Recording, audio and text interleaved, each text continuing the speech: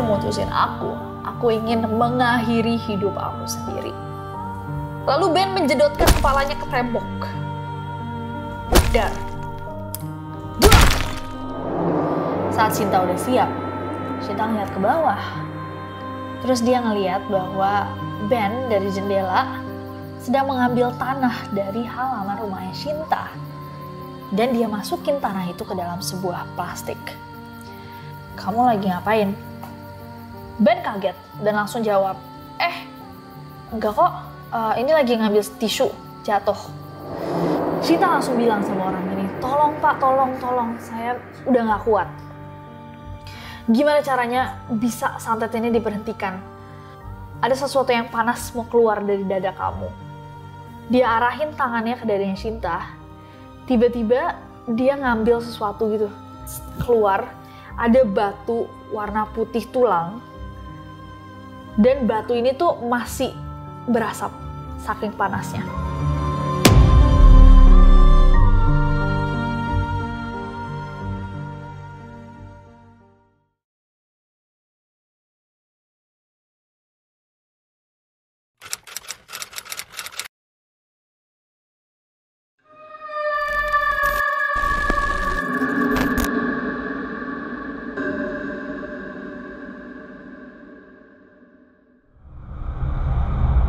Mantan terindah. Sebenarnya gue agak bingung ya tentang konsep mantan terindah.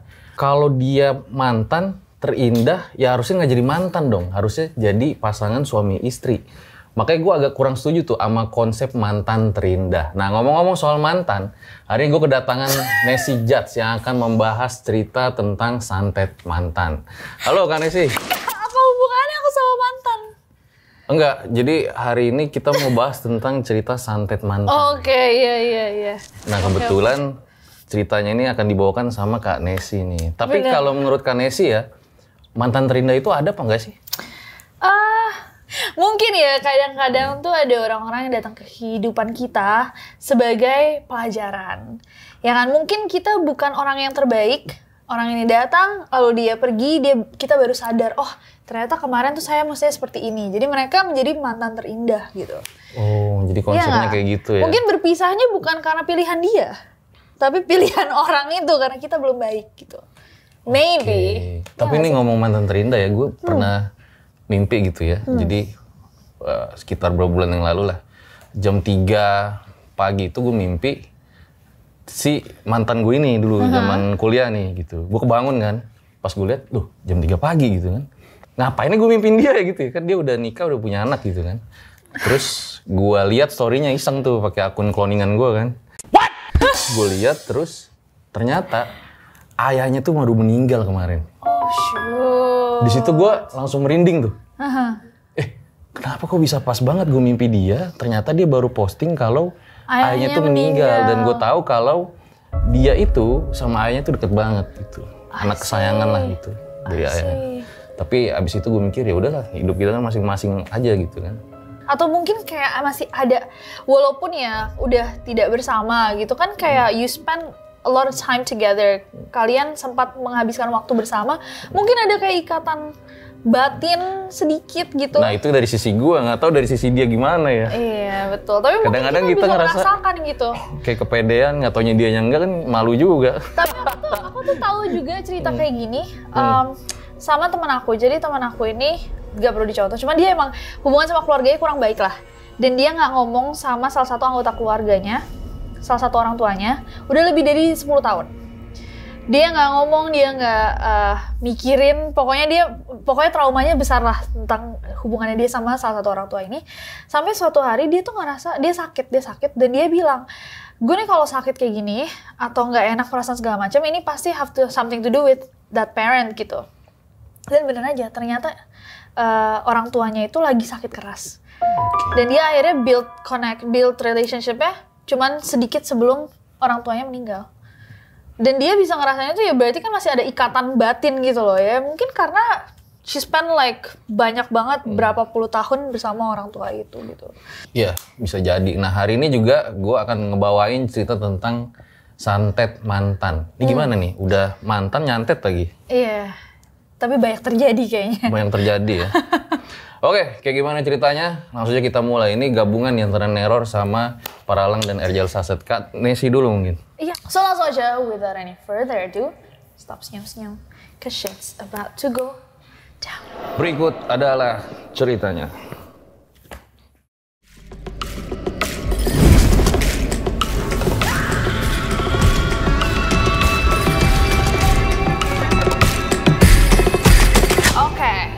Cerita santet mantan. Jadi cerita yang satu ini datang dari seorang perempuan yang kita panggil aja Shinta. Shinta ini merupakan seorang anak tunggal dari sepasang suami istri. Dia juga anak sematawayang, berarti satu-satunya anak ya. Dan dia tuh disayang banget sama papanya, especially. Dia mendapatkan perhatian lebih dari sang ayah, apalagi kalau misalkan sudah menyangkut hubungan percintaannya.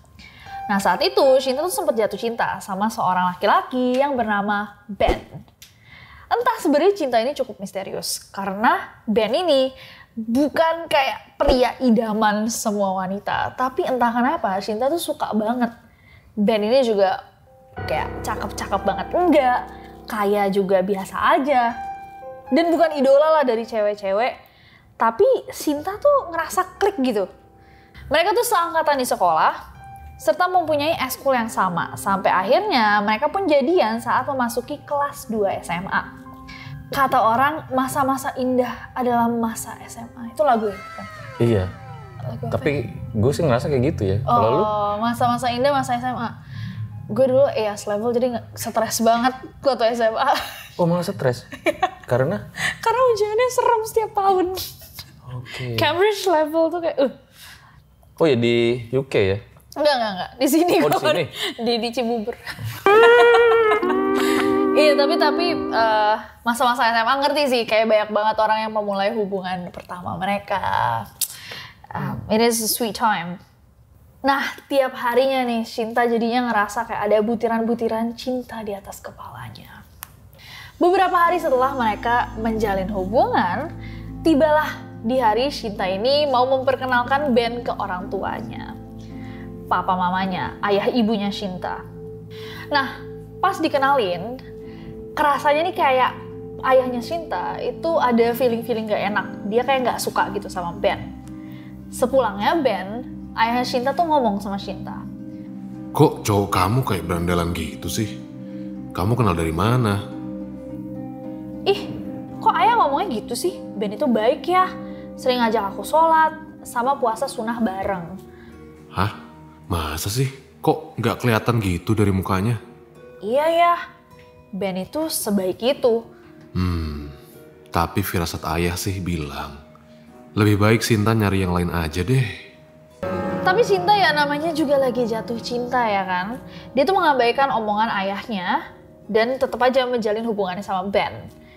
Bahkan dia tuh jatuhnya kayak backstreet gitu dari ayahnya. Karena dia tahu kan ayahnya nggak suka dan dia juga deket banget sama ayahnya. Akhirnya dia diem-diem aja. Tetap menjalin hubungannya sama Ben. Gak kerasa. Dia nggak dengerin omongan ayahnya ya? Nah, dia nggak dengerin omongan ayahnya. Karena sih pernah nggak sih kayak gitu? Nggak dengerin omongan ayah. Misalnya jangan sama dia gitu. Tapi?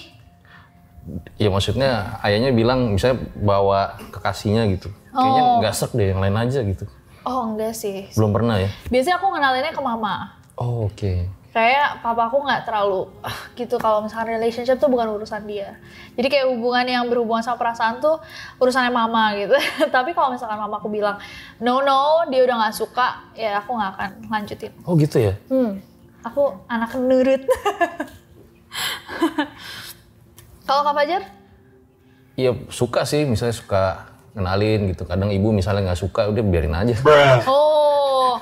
Nih, dulu kan mungkin Kak Fajar bisa belajar dari ceritanya Shinta ini ya. Cuman akhirnya kan nggak jadi juga. Karena nih Shinta ini memutuskan tetap untuk menjalin hubungan sama si Ben bahkan sampai 5 tahun. Oke. Backstreet dari ayah ibunya.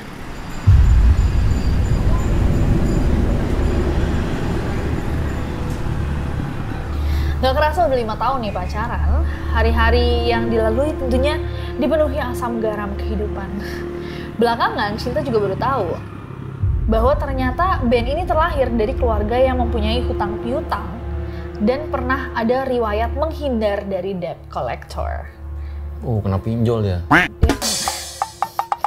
Nggak tahu ya ini zamannya pinjol atau enggak, tapi yang jelas dia sempet keluarganya dikejar-kejar sama debt collector. Mungkin dulu lintah darat kali. Oh mungkin. Apa tuh lintah darat? Itu orang minjemin duit tapi mintanya banyak banget gitu, balikin ke guanya banyak gitu. Oke.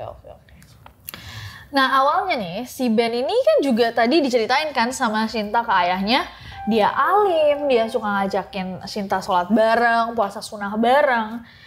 Tapi setelah 5 tahun pacaran, dia tuh kayak berubah 180 derajat. Ben melaksanakan ibadah terakhirnya itu di bulan Ramadan 2013. Ini kasusnya kapan Kak? Di itu sih, di apa namanya? Di langsungan 2014-an kayaknya. Ini di 2015, berarti dia terakhir kali melaksanakan Ramadan itu 2 tahun sebelumnya. That's crazy. Bahkan Ben ini jadi sering mengolok-olok temannya yang mau beribadah. Jadi bukan aja dia udah nggak ibadah, dia bahkan ngolok-ngolok orang yang mau ibadah. Dan lebih parahnya, Ben ini sering berkata yang nggak baik-baik tentang Ustadz. Sikap Ben ini juga tambah makin nggak karuan. Bahkan dia tuh selalu mendoktrin Shinta untuk membuka kerudungnya. Dan Ben ini seringkali membujuk Shinta kayak udahlah, copot aja. Sampai akhirnya Shinta pun terbujuk untuk melepas kerudungnya. Temennya Ben itu sempat bilang sama Shinta, lebih baik kamu gak usah deh sama Ben lagi. Orangnya tuh emosian, gak baik lah buat kamu. Tapi Shinta ini kekeh, dia kayak I love Ben so much. Udah bucin ya? Dia bucin parah. Dan dia bilang kayak enggak kok, Ben itu gak pernah marah sama aku. Padahal nih setelah Ben ini berubah, dia tuh bener-bener kalau marah bisa sampai lempar-lempar barang ke Shinta. Dia ngumpat, menggunakan kata-kata kasar, dan buat Shinta jadi takut sama Ben. Tapi mungkin dia juga nggak takut sama Ben doang, dia juga takut ditinggalkan sama Ben. Ben juga punya kebiasaan buruk banget, yaitu berhutang.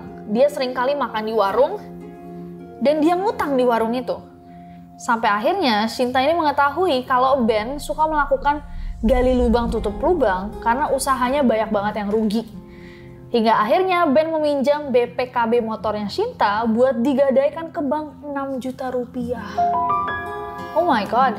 Kira-kira motornya apa ya 6 juta itu? Nah, nggak tahu. Emang motor biasanya berapa? Nggak tahu sih, tahunnya beda sih ya. Ini di 2015. Mungkin kayak Supra kali tahun itu ya. Mungkin. Oke. Jujur aku nggak tahu Supra. Yes, Supra it is. Nah, demi cinta, Shinta mengiyakan tawaran Ben asalkan Ben tidak telat bayar. Nah, Ben akhirnya tapi tetap kayak dia melakukan dan dia menepati janjinya sampai 6 juta itu lunas. Tapi ketika lunas, bukannya BPKB-nya Shinta yang dibalikin, malah digadaikan lagi 8 juta. Lah, kalau misalkan sebelumnya dia worth 6 juta, kenapa jadi 8 juta? Inflasi kali ya? Ini kalau di sinetron Indosiar judulnya Cintaku Kugadaikan di Pegadaian. Nah, jadi 6 juta plus 8 juta lumayan. Tapi mamanya Shinta, si ibunya Shinta itu sebenarnya tahu semua hal buruk tentang Ben. Dia berharap juga kalau dugaan dari ayahnya Shinta lah yang salah. Tapi sialnya mamanya Ben itu malah nelpon ke ibunya Shinta, pinjam 2 juta rupiah juga. Karena mereka berdua tuh tahu bahwa ibunya Shinta itu nggak tegaan, dan akhirnya ibunya Shinta memberikan uang tersebut. Namun mamanya Ben hingga saat ini pun tidak membayar uang tersebut. Nah, setelah pacaran nih, udah 5 tahun, mereka kan sebenarnya satu umuran ya, dan dua-duanya mestinya juga udah kerja. Tapi Ben ini selalu usahanya gagal. Dan akhirnya Shinta lah yang akhirnya jadi breadwinner kalau di bahasa Inggris. Dialah yang menghasilkan dan memberikan uang pada Ben. Dan akhirnya kayak udah nggak sehat. Karena Ben sama sekali nggak bisa provide, nggak bisa menjanjikan apa-apa. Dan Shinta udah kayak nggak bisa nih, kenapa gue jadi menghidupi dia. Akhirnya Shinta memutuskan dia udah nggak bisa lagi sama Ben. Shinta pun mencari cara agar mendapatkan cara yang aman untuk mengakhiri hubungannya sama Ben.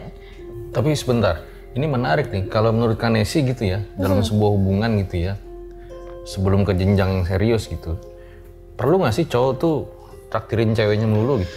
Oh, melulu. Menurut aku kayak sebenarnya itu kapasitasnya beda-beda setiap orang. Karena menurut aku timeline-nya orang-orang tuh berbeda-beda.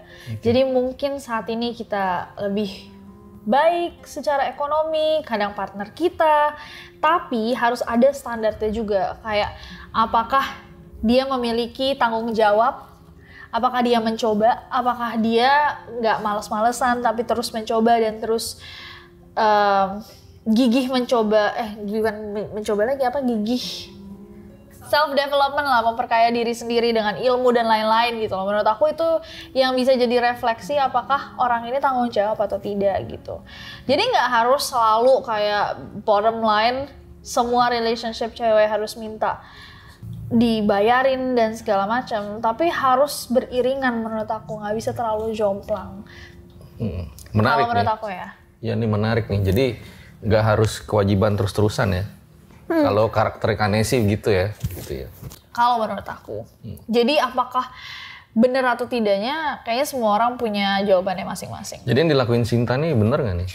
Kalau menurut aku, Saat itu ya. Sinta mencoba untuk menjadi pasangan yang baik, tapi Ben tidak menjadi pasangan yang baik dengan membuat keputusan-keputusan yang membahayakan dirinya, membahayakan Keluarganya. ekonominya juga ya kan, membahayakan Sinta juga. Bahkan kalau misalkan dia sama sekali tidak bisa bikin uang untuk dirinya sendiri, berarti kan dia nggak tanggung jawab. Sama dirinya aja nggak tanggung jawab, lagi untuk Sinta. Nah, Lanjut. Sinta pun bilang akhirnya nih sama Ben, putus ya kita karena aku ngerasa bahwa kamu itu kayak kakakku aja. Oke. Sinta. Kenapa? Dari semua pilihan, Sinta memilih untuk bilang Ben kayak kakaknya aja. Di situ Ben ngamuk lah, jelas. Dia bilang sama Sinta, kalau kamu mutusin aku ingin mengakhiri hidup aku sendiri. Lalu Ben menjedotkan kepalanya ke tembok. Dar. Dari situ, karena Sinta takut, Sinta mengurungkan niatnya untuk putus.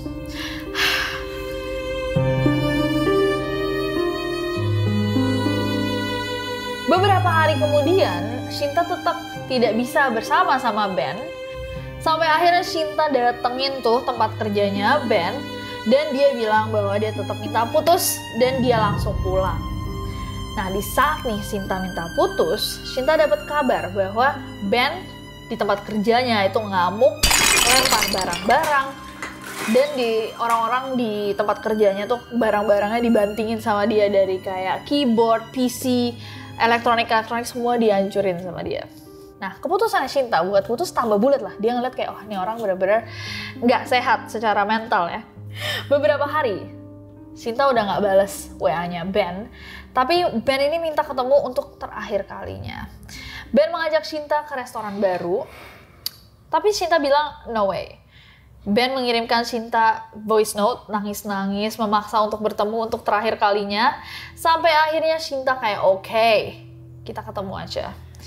Di situ, Sinta merasa bahwa ini adalah momen untuk memutus semua rantai hubungan mereka. Pada saat Ben tiba, Sinta menyuruh Ben untuk masuk dulu ke rumahnya untuk ketemu sama ibunya Sinta. Tapi Ben bilang bahwa dia tuh hanya ingin di teras, nggak mau masuk. Saat Sinta udah siap, Sinta ngeliat ke bawah. Terus dia ngeliat bahwa Ben dari jendela sedang mengambil tanah dari halaman rumahnya Sinta. Dan dia masukin tanah itu ke dalam sebuah plastik. Sinta pun menghampiri Ben dan bertanya, kamu lagi ngapain? Ben kaget dan langsung jawab, enggak kok, ini lagi ngambil tisu, jatuh. Saat di perjalanan pun, Ben bertanya sama Sinta beberapa hal, kayak, nama panjang papa kamu, ayah kamu tuh apa sih? Terus, kamu tuh lahirnya di hari apa sih? Nah, pas ditanya hari lahirnya Sinta, dia bilang, aku nggak tahu ya, aku lahirnya hari apa. Dan Ben ini tiba-tiba kesel. Kok bisa sih kamu lupa sama hari lahir kamu sendiri? Dan marahnya tuh kayak marah beneran, sampai kata Sinta, itu dia kayak hampir dicekek sama Ben. Saking dia marahnya. Nah udahlah, pokoknya intinya nih, di hari itu Shinta benar-benar kayak mutus hubungannya sama Ben. Dia nggak mau ketemu lagi, dia bilang kayak we're done.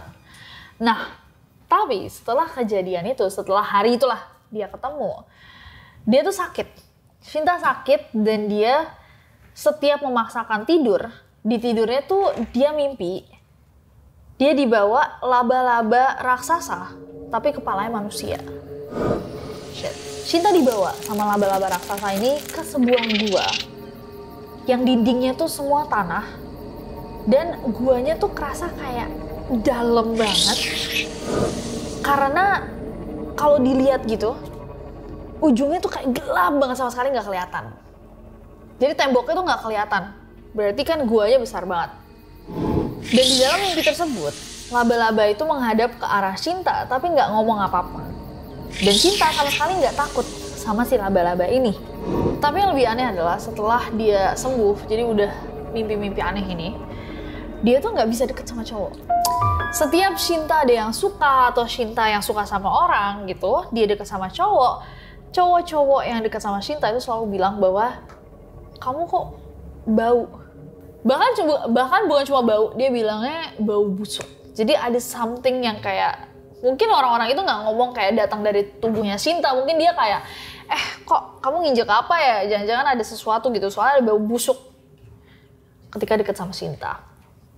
Nah, Shinta kira pertamanya mereka cuma bercanda kan, kayak, apa bau busuk apa sih? Tapi setiap orang yang deket sama dia tuh bilang kayak gitu. Kayak, kamu nginjek sesuatu ya? Atau kayak, kamu baju kamu kejatuhan apa gitu ya? Kok ada bau busuk? Nah, Shinta akhirnya mulai ngerasa dong kayak kok semua cowok yang deket sama gue ngomong yang sama, pasti ada yang nggak beres. Pernah sampai suatu kejadian, Shinta tuh abis mandi, dia menyisir, keadaan rambutnya masih basah, tiba-tiba pas dia sisir gini, ada ulet keluar dari rambutnya, jatuh, tak. Jadi waktu dia sisir ada uletnya. Shinta mengira bahwa ulet itu datang dari sisir yang dia pakai. Soalnya emang sisir itu diletakkan dekat jendela. Tapi kejadian yang sama ini terus berulang. Setelah Shinta mandi, dia tuh rebahan di kasur, coba ngambil HP, mendengarkan lagu pakai headset. Tiba-tiba dia ngerasa bahwa ketiaknya gatal. Dan saat dia garuk ketiaknya, ada ulet lagi. Ulat tersebut warnanya hijau, kurus kayak sapu lidi, panjangnya cuma 2 ruas jari. Gak ada bulu atau lekukan di badan ulatnya. Gak kayak ulat biasa. Nah, Shinta nyangka dong bahwa kamarnya kotor kali ya, mungkin makanya ada ulat-ulat ini. Jadi dibersihin nih kamarnya sama Shinta. Angkat kasur, geser meja, geser rak, pokoknya semuanya dirapi-rapiin, bersih-bersihin.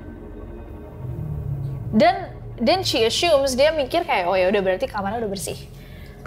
Keesokan harinya, saat Shinta tiduran di kasur, tiba-tiba selangkangannya Shinta itu gatal. Dan pas dia lihat, ada ulat lagi.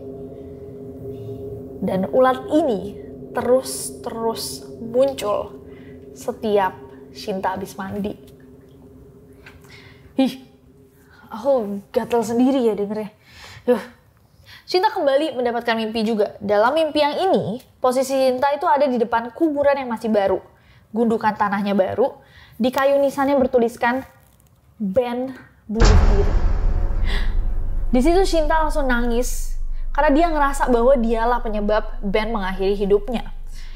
Sampai Shinta ini terbangun dari tidurnya, bantalnya basah karena keringat dingin, dan dia terus memikirkan nih mimpi anehnya itu barusan.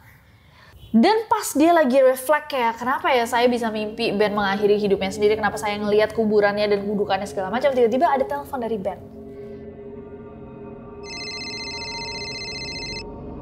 Shinta angkat dan dia langsung kayak, Ben, I'm so sorry, aku minta maaf. Please, kamu jangan akhiri hidupmu sendiri.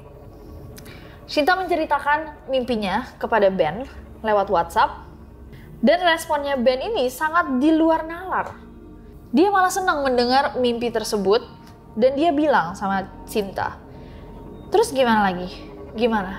Kamu mimpi apa? Seakan dia kayak tertarik gitu sama mimpinya Shinta. Bukannya dia yang kayak, udahlah itu mimpi. enggak kok, aku masih ada di sini gitu. Dia bukan menenangkan Shinta, dia malah kayak, oh iya, mimpi apa emang? Gimana kepo coba ya? ceritanya? Dia malah kepo. Mungkin basa-basi kali, habis itu mau minjem duit lagi kali. Nah, BPKB kamu ada lagi nggak? Aku dengar papa kamu baru beli motor lagi gitu. Sampai akhirnya Shinta ngerasa kayak gue nggak bisa kayaknya sama orang lain kecuali Ben. Akhirnya mereka deket lagi. Aduh, Shinta. Mereka jadi sering makan siang, makan malam, ngopi bareng. Nah, waktu Shinta kerja part-time, Ben ini menawarkan untuk menjemput pulang Shinta. Tapi Shinta selalu menolak. Shinta bilang enggak, dia naik ojol aja. Nah, suatu hari, pas jam 2 nih, Shinta mau pulang dari part-time work-nya. Ahmad, teman kantornya Shinta, itu mengajak Shinta untuk ngopi. Karena emang ada salah satu dari teman mereka tuh yang ulang tahun. Dan akhirnya ya kayak kenapa nggak pergi bareng gitu. Shinta nggak bisa menolak karena Shinta juga baru di kantor tersebut.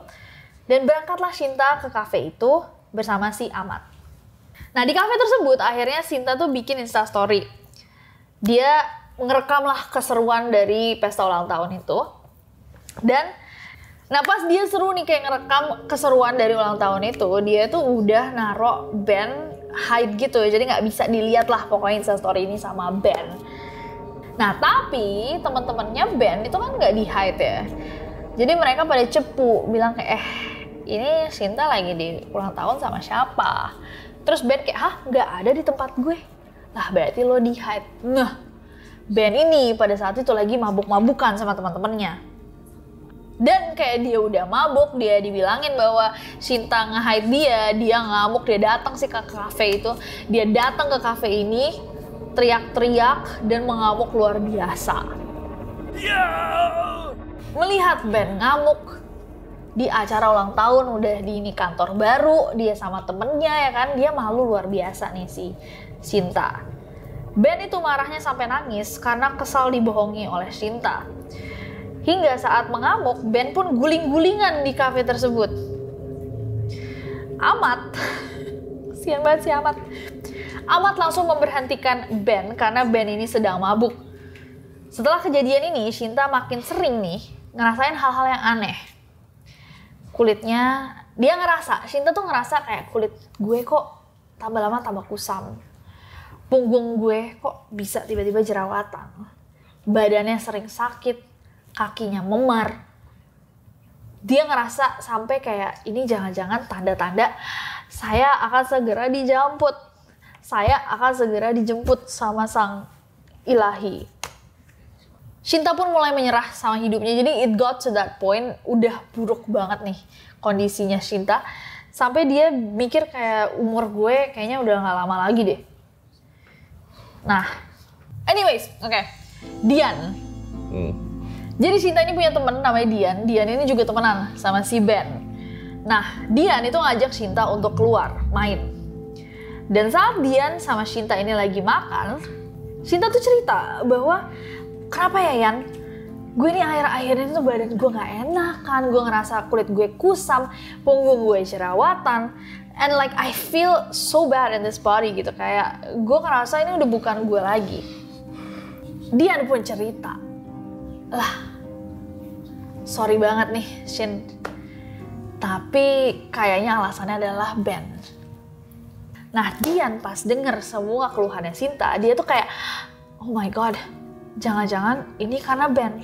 Shinta bingung dong, loh kenapa Ben gitu? Apa hubungannya sama kayak gue jerawatan dan muka gue kusam? Terus Dian tuh bilang, waktu itu Ben tuh pernah ngajak gue untuk nemenin dia ke Cirebon untuk ketemu sama dukun. Dan dia itu emang punya niat untuk memberikan Shinta santet. However, Dian itu langsung nolak ajakannya Ben. Karena dia bilang bahwa Shinta ini baik kok. Kenapa lo mau pakai jalur dukun gitu? Nah, dan Dian pun gak berpikir kayak akhirnya Ben akan melakukan hal itu. Sampai dia dengar hubungannya Shinta sama Ben udah gak baik-baik lagi.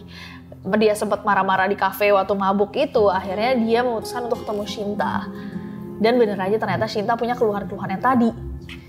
Akhirnya dia Ceritanya- kayak connect the dots gitu, yang kayak anjir kemarin dia ngajakin ke Cirebon, ternyata dia mengalami ini, jangan-jangan beneran dia pergi. Ini ceritanya rumit juga ya. Rumit juga, tapi Kayak La Casa de Papel nih. nah, hubungan manusia tuh memang rumit. Apalagi kalau ditambah dengan dukun-dukunan ya. Saat itu juga, dia tuh langsung bilang, ayo Shin, kamu ikut sama aku, kita pergi ke satu orang yang bisa bantu kamu. Dan saat Shinta dibawa nih sama Dian pada hari itu juga, banyak banget kejanggalan di perjalanan mereka. Ban mereka bocor, mesin motornya mati. Sampai akhirnya mereka tuh nelpon temennya kayak, boleh nggak kita tukeran motor karena perjalanan ini penting nih. Nah. Soalnya si Shinta emang butuh bantuan. Pertanyaan gue, motor yang digade tadi belum? Nah, itu dia. Gak ditulis Lunas sama Shinta. Jajan yang 8 juta ya, belum lunas. Makanya rusak. Nah, benar juga. Gak ada BPKB-nya. Nah, sampailah mereka ke rumah orang tersebut. Dan orang itu langsung bilang, si orang pinter ini begitu ngeliat Shinta, langsung bilang, Kamu ini dikirim santet sama orang yang suka sama kamu. Ini orang punya dendam, punya niat buruk supaya kamu jerah. Niat awalnya emang mau bikin kamu untuk balik lagi sama dia. Tapi niat berikutnya itu berbeda. Shinta langsung bilang sama orang ini, tolong pak, tolong, saya udah gak kuat. Gimana caranya bisa santet ini diberhentikan? Orang ini langsung mengarahkan telunjuknya ke dada Shinta. Tiba-tiba dia kayak, ada sesuatu yang panas mau keluar dari dada kamu. Dia arahin tangannya ke dadanya Shinta. Tiba-tiba dia ngambil sesuatu gitu. Bener-bener dari dadanya Shinta kayak keluar. Ada batu warna putih tulang. Dan batu ini tuh masih berasap saking panasnya. Walaupun hal ini cukup di luar nalar ya, mungkin Shinta juga kaget gitu apa ya. Hah? Barusan orang ini kok bisa ngambil batu berasap dari dadanya dia? Si orang pintar ini bilang, tenang mbak, santet kayak gini mah santet murahan. Buset, cuma 1 jutaan. Masa niat ngebunuh orang pakai yang murah? Ya bakal lama prosesnya. Untung bukan 500-an dia bilang Nah, ya. 1 untung jutaan. budgetnya band rada. Kadang cuma 500-an gitu, Oh, enggak ya? cuma 500-an, enggak. Ini 1 jutaan. Tapi orang ini bilang, band ini, orang yang nyantet kamu ini, juga menanam sesuatu di rumah kamu, halaman rumah kamu, dan kamu nih harus pulang saat ini juga ambil segunduk tanah dari rumah. Tapi lu, ini bicara orang pintar ya. Kalau menurut lu orang pintar gimana? Pinter, cari uang. Nah terus orang bisa ini bilang sama Shinta, dia tuh nggak cuman nanam di kamu, tapi dia juga nanam sesuatu di halaman rumah orang tua kamu. Nah Shinta kan udah mau buru-buru dong, oke saya ambil. Terus katanya orang pintar ini nggak usah. Saya tuh bisa summon, saya bisa manggil hal itu untuk datang sendiri ke saya. Nah akhirnya Shinta pun diajak ke rumah makan sama si orang pintar ini. Di rumah makan itu, dia melakukan sebuah ritual. Dibacain tuh doa-doa, dan dibacain kayak mantra-mantra lah. Nggak tahu sih sebenarnya ritualnya se-complicated apa ya, karena Shintanya nggak menceritakan juga.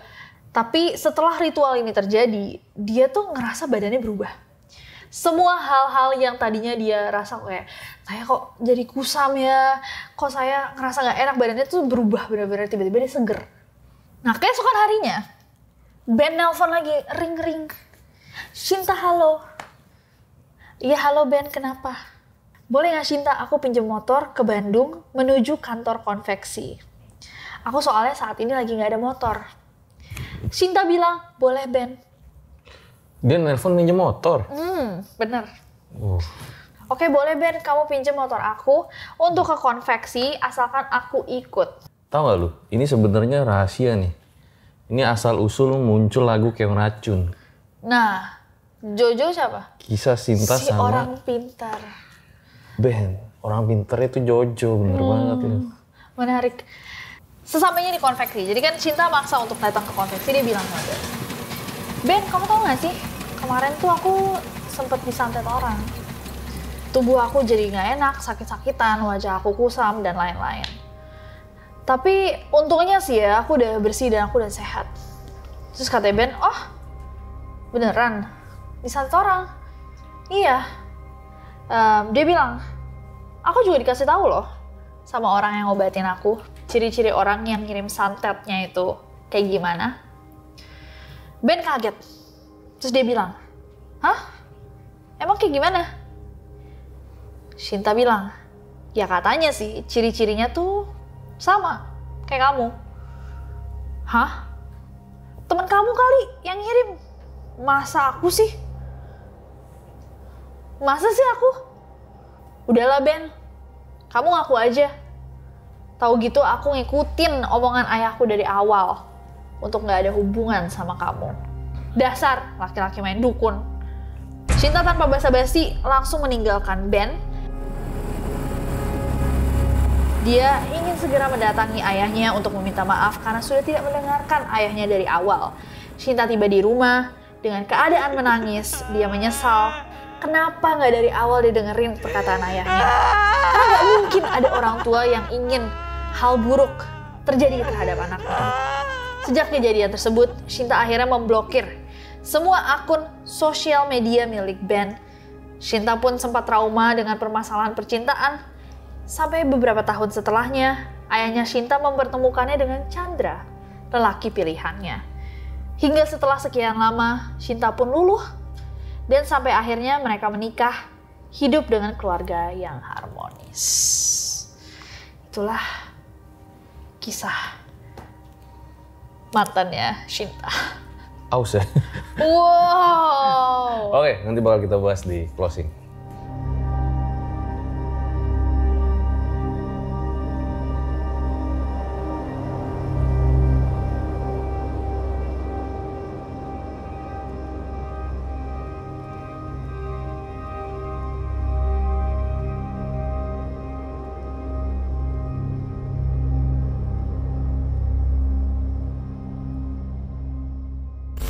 Itu dia guys, kisah santet mantan ya, itu cerita dari narasumber gue yang dikirimin. Nah, Kak Nesi nih yang baca ya. Nanti ceritanya itu kalau di Arjal kayak biasa kita nggak ditambah-tambahin ya, karena memang terakhir belum bisa dihubungin orangnya. Jadi ada beberapa part mungkin yang kayak ini sebenarnya gimana sih gitu ya. Nah, jadi memang dia menceritakan kisahnya, dia nggak mau muncul lah gitu karena takut mungkin nanti mantannya lihat, karena kan tahu sendiri tadi mantannya kayak gitu kan. Toxic. Mudah-mudahan sih dia udah terlepas ya dari mantan toksiknya itu ya. Iya benar. Dan mungkin semoga juga Ben menjadi pribadi yang lebih baik ke depannya ya kan. Mungkin itu pembelajaran luar biasa besar gitu. Tapi gue pernah punya loh temen kenalan gitu ya. Yang kayak gini nih. Jadi si cowoknya itu suka duitin ceweknya gitu. Duitin? Iya. Maksudnya? Jadi kayak sering minta minjem gitu, terus digade juga apa yang dipunya sama si keluarga ceweknya gitu. Tapi akhirnya mereka menikah gitu. Mereka menikah, suka marah-marah juga, temperamen segala macem. Nah akhirnya mungkin si ceweknya nih jadi gimana ya, nggak bahagia kali ya. Akhirnya mereka bercerai itu.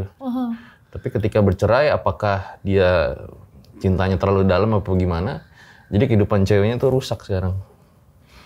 Hah? Iya, suka gonta-ganti pasangan gitu lah. Oh, susah. Cuma gara-gara salah. Oke. Karena memang dia pacarannya lama tuh dari sekolah sampai akhirnya selesai menikah. Kadang tuh aku kalau dari yang aku baca-baca banyak orang yang bilang pernikahan itu, banyak yang menganggap pernikahan itu bisa memperbaiki sifat seseorang gitu loh. Mungkin nanti kalau misalkan menikah mereka nggak akan kayak gini. Mungkin mereka akan berubah lalala. Menurut aku itu berbahaya banget ya, mindset yang sangat berbahaya, karena kalau orang tuh gak akan berubah kecuali mereka mau berubah. Jadi kalau misalkan kita berharap seseorang akan berubah karena satu life event terjadi sama mereka, I don't think that's gonna happen ever gitu. Apalagi red flag ya, kalau orang-orang sekarang bilangnya red flagsnya udah jelas banget di mata kamu. Tuhan udah memperingati kamu dengan hal-hal buruk sebelum pernikahan. Ya you should listen. Tapi karena gimana ya kalau ada orang lagi, ini khusus cewek ya, dia toxic gitu. Toxic relationship tuh gimana menurut Kak Nesi yang harus dilakukan sama si cewek itu? pastinya berat ya, apalagi kalau misalkan udah menjalin hubungan, udah banyak hal yang di-share, memori dan segala macam, apalagi udah tahunan gitu kan. Untuk ngelepasnya tuh berat banget, tapi necessary menurut aku. Kadang perubahan-perubahan kayak gini tuh beratnya luar biasa. Kita ngerasa kayak hidup kita mau berhenti dan kayak nggak ada harapan ke depannya. You can go into very deep depression yang sampai buruk banget depresinya. Tapi itu dibutuhkan untuk ngeriset cara kita memandang diri kita, cara kita memandang relationship, apa yang bisa kita perbaiki di relationship sebelumnya. Dari dua pihaknya juga. Kayak misalkan kalau kita ambil ceritanya Shinta sama Ben tadi ya. Di saat Shinta memutuskan, oke, ini udah ujungnya, sama sekali sama dia di blok, gak ada akses sama sekali. Dia bilang, saya sama Ben sudah berakhir, ini udah waktunya untuk memulai sesuatu yang baru. Untuk dirinya sendiri ya, gak harus langsung loncat ke orang yang berikutnya. Kalau kita lihat dari ceritanya Shinta pun, dia gak langsung loncat, sampai akhirnya ayahnya mempertemukan dia sama Chandra kan. Kalau misalkan dia memaksakan sama Ben, dia akan terus ada di perputaran cycle toxic tadi. Tapi ketika dia memperhentikan hal itu, Ben bisa reflect dari sebelumnya, mungkin dia menjadi partner yang lebih baik ketika dia ketemu sama orang lain. Dan itu gak mudah ya kalau buat cewek ya. Shinta pun melakukan hal yang sama. Menurut aku itu gak harus mutus cowok ceweknya. Hubungan itu gak mudah ya. Buat semua orang sih, apalagi kalau misalkan udah hidupnya berbarengan gitu, kayaknya nggak mudah untuk siapapun. Tapi necessary, dibutuhkan. Tapi dibutuhkan ya. Tapi dibutuhkan. Untuk dua-duanya gitu, nggak untuk satu. Memutus hubungan itu tidak mudah, tapi dibutuhkan. Nancy Judge. Yang toksik ya. Jangan orang baik-baik semua Gue masih penasaran nih Sinta siapa sih? Gitu. Ntar kalau lu lihat cerita lu dibawain, boleh buat komen di bawah ya. Iya, siapa tahu mau menceritakan langsung ya kan, bisa duduk di sini dan Kak Fajar bisa langsung nanya-nanyain ke Shinta sebenarnya apa yang terjadi, kenapa bisa seburuk itu. Oke, kalau misalnya juga ada yang tadi salah-salah ceritanya karena memang komunikasinya belum bisa dihubungin lagi, boleh banget lu komen aja di bawah. Oke, thank you Kak Nancy ya udah datang ke RJL ya.